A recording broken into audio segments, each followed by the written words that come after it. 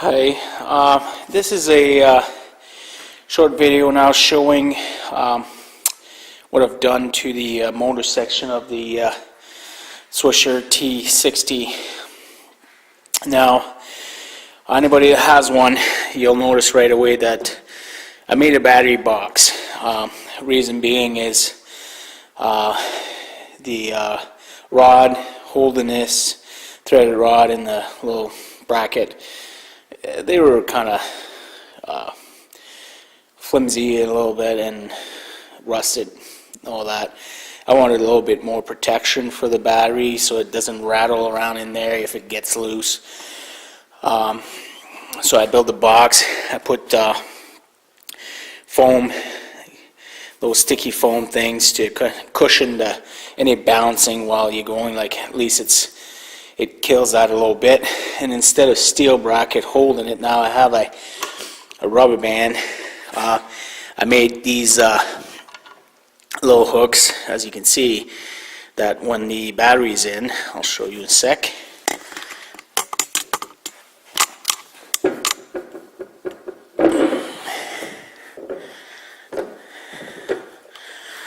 So as you can see, when the battery sits in here, I can just kind of pull that in tight and just lock it.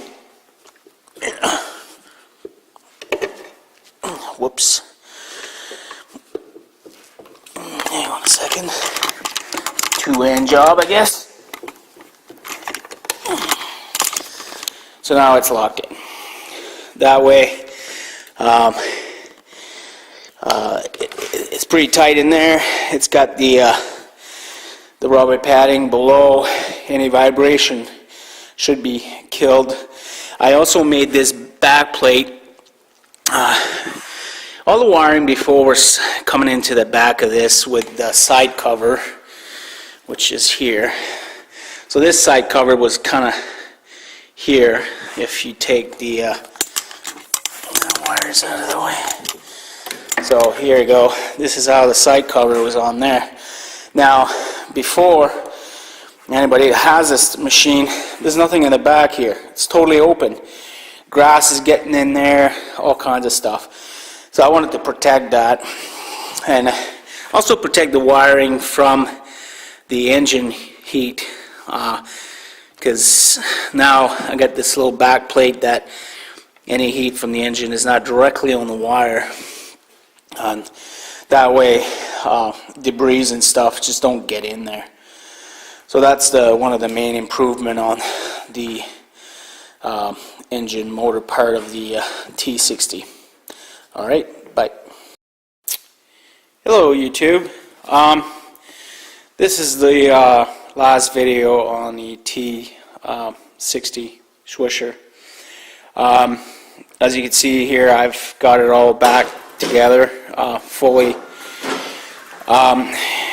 What I end up doing is my little battery box that I had built, you can't see it there, but the very corner of it kind of interfered with the key ignition. So I had to cut a little section of the corner off, but then it fits good. The box is all there. As you can see, the back plate, everything's covered now in the back. There's still lots of ventilation. I mean, there's a crack at the top back. There's a fairly large crack here. There's a crack where the throttle is. There's a hole there for the throttle wire to go through. I mean, it's not like there's not enough ventilation in there. There's plenty. I just think that having the back plate will prevent a lot of the debris and stuff to get in there.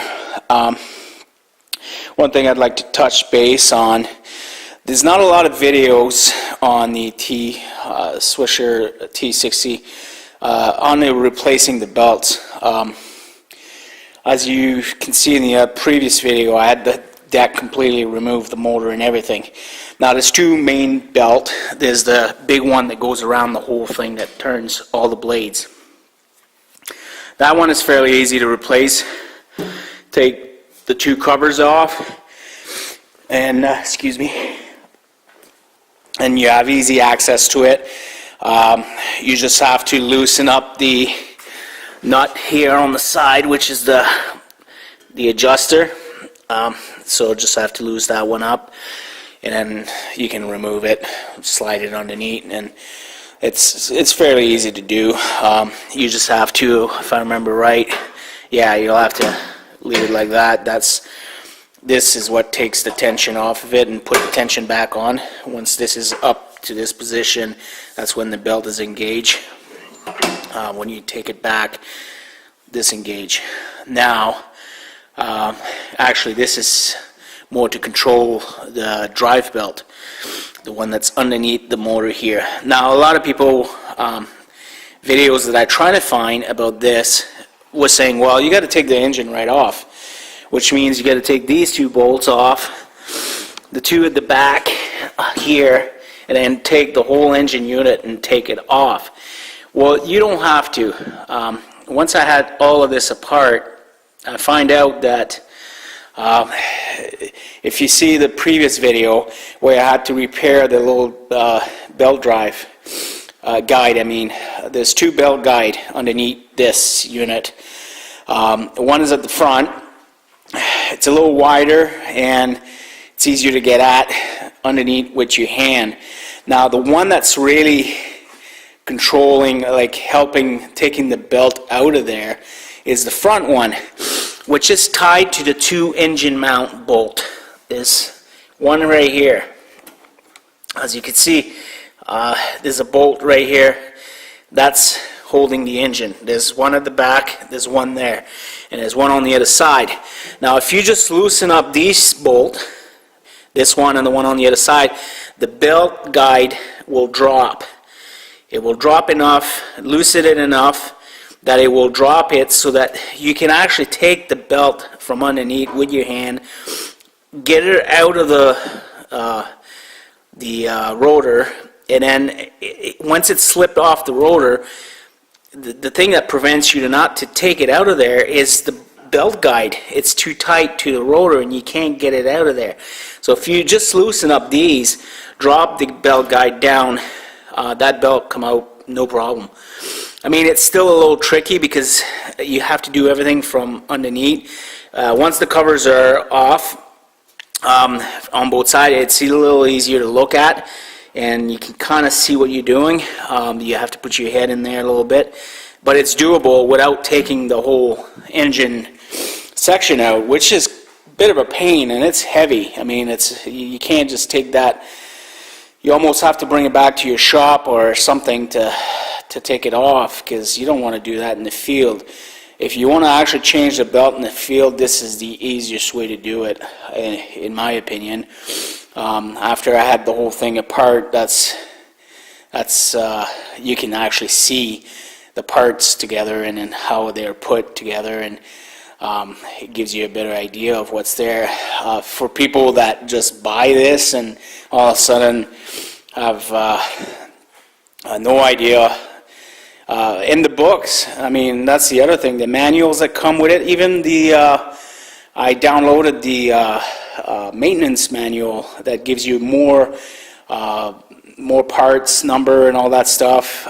Even in that book, they don't show you how to take the belt off. They just show you a diagram on how they should be looped between all the pulleys and stuff.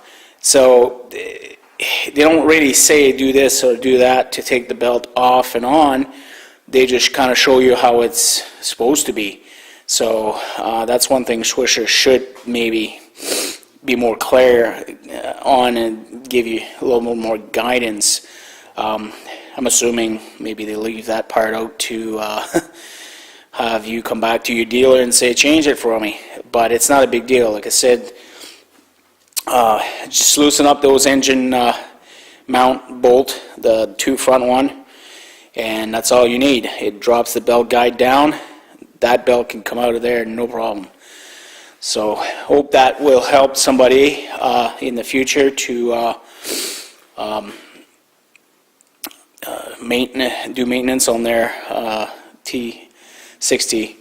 If you have any questions, just leave them on my or comment, just leave them on, And thank you for watching. See ya.